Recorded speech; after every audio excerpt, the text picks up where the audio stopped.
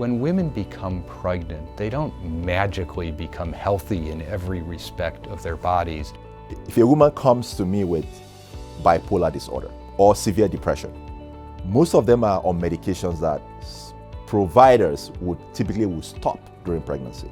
So that may actually affect their health. It might affect their future infant's health. They just are left in the dark.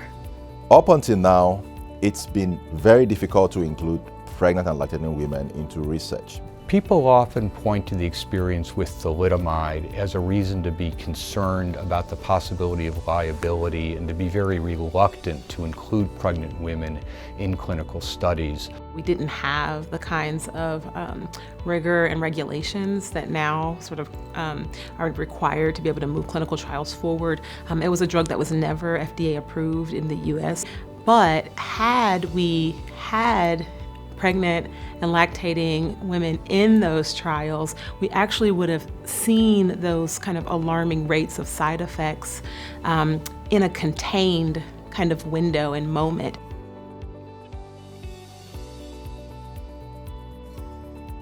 Well, there have been a number of studies that have pointed to the possibility of legal liability arising out of clinical trials as a reason why women during pregnancy and lactation are excluded from these studies.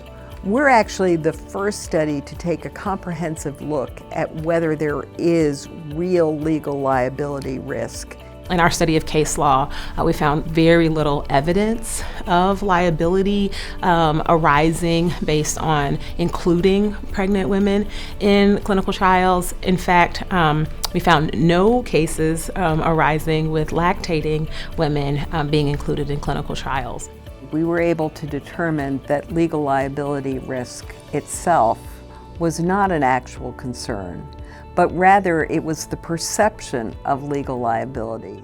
Historically, most of the focus has been on pregnant women.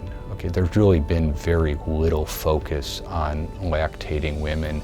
I'm very pleased that this committee was able to sort out the differences and make specific recommendations with respect to both of these populations. We have studies that have shown that when women breastfeed, the amount of drugs that is transferred from the mother to the babies through breast milk is very small. And so looking at that, most times that quantity that goes to the babies do not cause harm.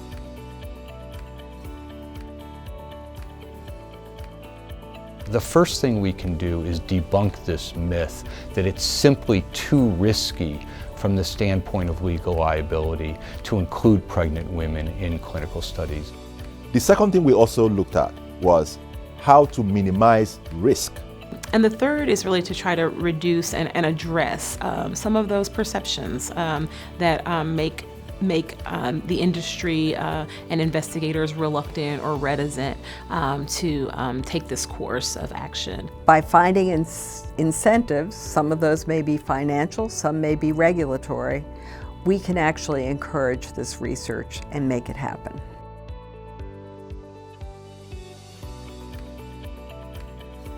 We've lived in a culture of exclusion for far too long. It's not just to do the clinical studies, but it's so that women everywhere will have drugs available to them to manage their conditions, or vaccines, or whatever it happens to be. They deserve the same full set of medications that are available to everybody else. And that's really the committee's goal and our hope.